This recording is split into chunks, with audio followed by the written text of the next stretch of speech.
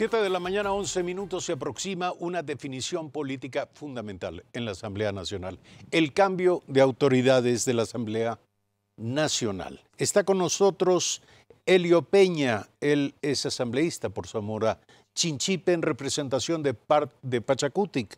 También es parte del BIM, del bloque del BIM, un bloque que reúne a una decena de asambleístas y es miembro de la Comisión de Justicia y Estructura del Estado. Buen día, gracias por estar aquí. ¿Cuál es la posición de su bloque y cuáles serían los nombres en torno a los cuales se están construyendo acuerdos? Bueno, don Eduardo y televidentes, permítame hacer un breve preámbulo sobre el tema al cual me han invitado esta mañana.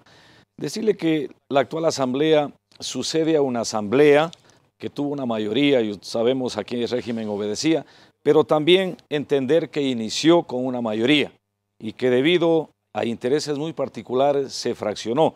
De tal manera que ahora puedo decir que se vive un nuevo momento en la asamblea. Ha habido un debate con debate, se han hecho cosas interesantes, pero también conocemos y reconocemos que la Asamblea Nacional está en un nivel bajo de aceptación por parte de la opinión ciudadana y de la ciudadanía ecuatoriana. Eso es lo que nosotros queremos superarlo, de tal manera que más allá que se nombre autoridades el 14 de mayo, queremos enrumbar por un nuevo sendero a la Asamblea Nacional. Retomemos parte de lo dicho en las últimas horas que aportará al diálogo entre nosotros.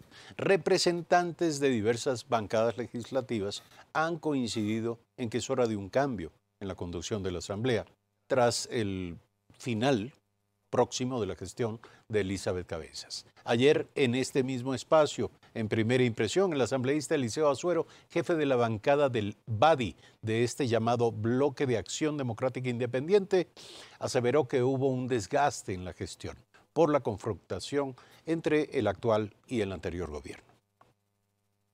No podemos estar nosotros enfrascados o encerrados en una lucha intestina de un partido que ha gobernado durante 12 años y que ahora se definen los unos como correístas y los otros como morenistas, impidiendo inclusive que la gestión legislativa en las comisiones en donde ellos tuvieron una mayoría arrolladora cuando se constituyó hace 2 años la Asamblea, pues por estas discrepancias no prospere la iniciativa legislativa como corresponde y salgan leyes de consenso que nosotros debemos tratar. Es claro y evidente que la imagen de la Asamblea lamentablemente ha sufrido un desgaste, no porque los 63 legisladores, que somos una oposición minoritaria pero propositiva, hayamos hecho algo en contra de la imagen, sino esta lucha intestina que definitivamente ha hecho un grave daño a la primera función del Estado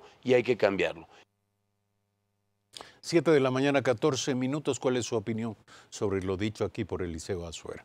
Sí, en la línea que manifiesta el colega asambleísta, estamos claros de esa situación. Yo algún día en un medio de comunicación dije que lamentablemente a partir de la fricción de esta agrupación política llamada en un momento Revolución Ciudadana y que ahora ya son correístas y moronistas, la asamblea de alguna manera se volvió en un ring político de estas dos fracciones de esta agrupación política. Esa ha sido una razón para que la asamblea de alguna manera esté en el nivel, como dije, pero es el momento, se está hablando de candidaturas desde la llamada oposición en el buen sentido de la palabra, pero también se habla de candidaturas del oficialismo y esto es cuestión de votos. Yo he dicho desde la bancada nuestra que esta es una oportunidad para llegar a mínimos acuerdos, más allá de nombrar a las dignidades, a las autoridades, a los integrantes de las comisiones, presidentes, vicepresidentes. Yo creo que sí, tiene que haber un diálogo maduro entre las bancadas, indiferentemente de quienes sean, con la finalidad de crear una agenda legislativa seria, una agenda legislativa de fiscalización. Y es más, televidentes, yo he tenido la oportunidad de estar en estos 2 años en la Comisión de Justicia y Estructura del Estado, donde de alguna manera hemos abocado conocimiento de la problemática social, de la problemática política, de la problemática financiera. Y yo estoy diciendo, y valga la oportunidad también el día lunes al presidente de la República, y yo personalmente le he manifestado que este es un buen momento para sentarnos y más allá de generar leyes, de generar fiscalización, que es nuestro deber, es la oportunidad para sentarnos en una mesa de concertación, las 3 principales funciones del Estado y generar políticas de Estado, porque realmente no las tenemos. Ahora, ese acuerdo al que usted hace un llamado y cree usted indispensable, pasa en el Poder Legislativo por un acuerdo con otras bancadas, y eso incluye a Alianza País. Entonces, ¿cuál es la posición de ustedes? Porque ustedes dicen ni correístas ni morenistas, pero usted está diciendo que un acuerdo es indispensable entre los poderes del Estado. La expresión de la opinión del Poder Ejecutivo en la Asamblea Nacional es inevitablemente el bloque de Alianza País. Sí, indiscutiblemente. Esta es cuestión de números, don Eduardo, también. El colega manifiesta que somos 63 de la llamada oposición.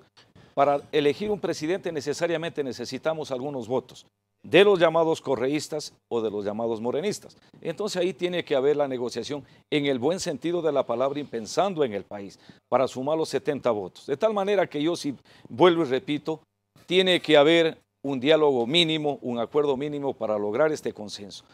Pensando primeramente en esa agenda que vamos a llevar y en las políticas que debemos generar desde el Estado ecuatoriano. Qué bien que fuera, si no lo toma la iniciativa el Ejecutivo, que lo tome la Asamblea Nacional a través de los líderes que van a estar presidiendo este importante cargo, especialmente la presidencia y el Consejo de Administración Legislativa, sin perder de vista las bancadas, porque de lo que se está viendo, las bancadas o los dirigentes de las bancadas siempre han sido convocados para determinar tal o cual votación, más no para generar la expectativa que el pueblo ecuatoriano quiere. Esos acuerdos mínimos que son indispensables para llegar a 70 votos, definir próximas autoridades en la legislatura, ¿en qué se sustentan? ¿En qué es indispensable que se sustenten? ¿Cuáles son las bases de esos acuerdos mínimos?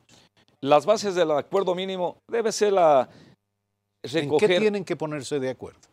Yo creo que primero que todo el compromiso de enrumbar la Asamblea por un nuevo rumbo, valga la redundancia. ¿Qué significa eso? De que queremos una fiscalización con agenda. Obviamente en el momento de la coyuntura habrá que fiscalizar en ese sentido, pero también una agenda legislativa. Tenemos unos interesantes proyectos represados en la presidencia o no sé si en el CAL, pero que debieron ser tratados, por ejemplo. Vamos muy rápido. Decía usted primero la fiscalización. ¿A quién y sobre qué?